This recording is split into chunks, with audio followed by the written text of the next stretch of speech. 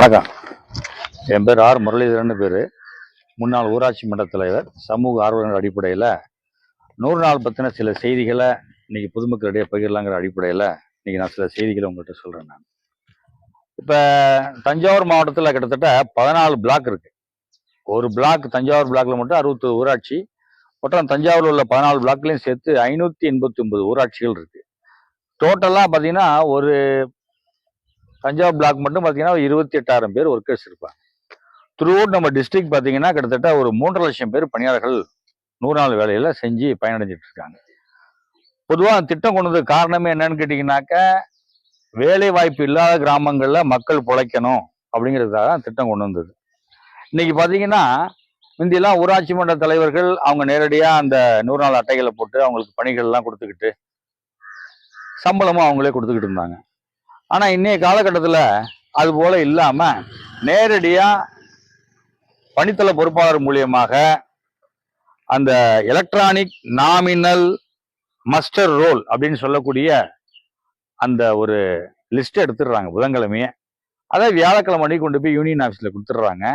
அந்த வியாழன்லேருந்து அந்த திங்கள் வரைக்கும் நடக்கக்கூடிய பணிகள் அனைத்துமே இதன் மூலியமா யார் செய்யறா, எத்தனை பேர் செய்யறாங்க, என்ன வேலை செய்யறாங்கிறது கலெக்டரேட்டுக்கு போயிடும்.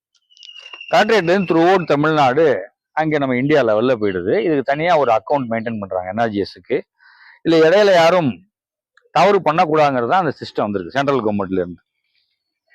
அந்த அடிப்படையில் இப்போ தமிழ்நாட்டுக்கு பார்த்தீங்கன்னா 20 கோடி பணியாளர்கள் பணி செய்ய வேண்டும் என்பது 2024-25க்கு கொடுக்கப்பட்ட இலக்கு. இப்போ நடப்பு ஆண்டு 25-26க்கு 12 கோடி வந்ததா சொல்றாங்க.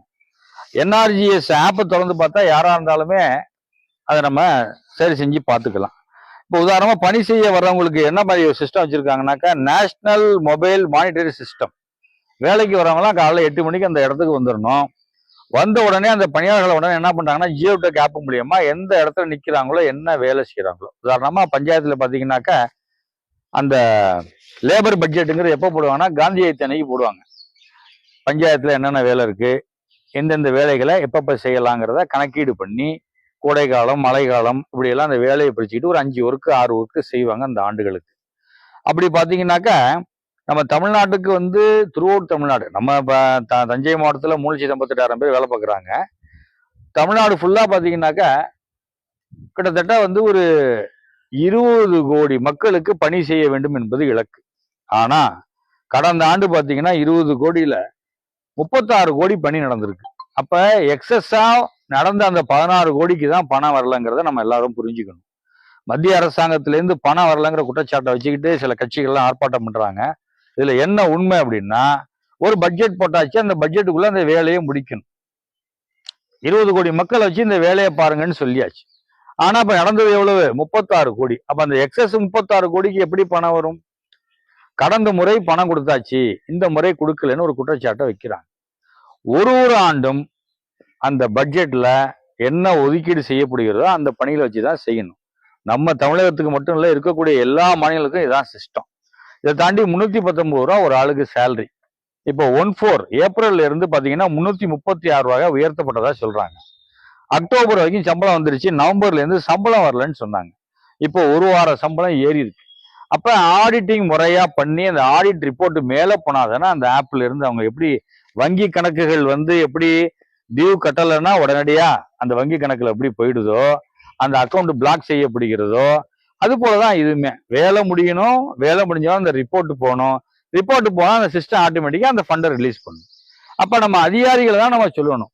பாவம் அந்த ஏழை மக்கள்லாம் கிராமங்கள்ல பணி செய்துட்டு ஒரு நாளும் கிழமையா இருக்கட்டும், இல்ல ஒரு ஆத்திர உதவியா இருக்கட்டும், இப்ப எல்லாம் பள்ளி பருவம், இப்ப வந்து விடுமுறை முடிஞ்சு எல்லாம் பிள்ளைங்களை ஸ்கூல்ல சேர்க்கிற நேரம், இந்த பணம் எல்லாம் உங்களுக்கு உதவியா இருக்கும். அப்ப அதிகாரிகள் இதை முறையா செஞ்சு கையாடல் இல்லாம இதை நேர்மையா பண்ணி அவங்களுக்கு உண்டான பணத்தை சேர்க்கணும். ஊராட்சி மன்ற தலைவர்கள்லாம் எந்த விதமான இதுல பொறுப்பும் இல்லை. என்னன்னா நேரடியா அது வந்து கலெக்டரேட்டுக்கு போயிடுது, தமிழகத்துக்கு போயிடுது, அங்கேயும் டெல்லிக்கு போகுது. ஆகையால அதிகாரிகள் முறையா பண்ணிடணுங்கிறது தான் எங்களுடைய வேண்டுகோள். 8 மணி நேரம் வேலை. இதுல 8 மணி நேரம் வேலையில ஓவர் சேங்கிற ஒருத்தர் தான் என்ன பண்றாரு, இருந்து இந்த பணிகள் பண்ணணும், இவ்வளவு ஆழம் இவ்வளவு அகலம், ஒரு பணியாளரும் ஒரு கன அடி பண்ணணும்னு சொல்லிட்டு போறாரு. அந்த ஒர்க்கு தான் நடக்குது.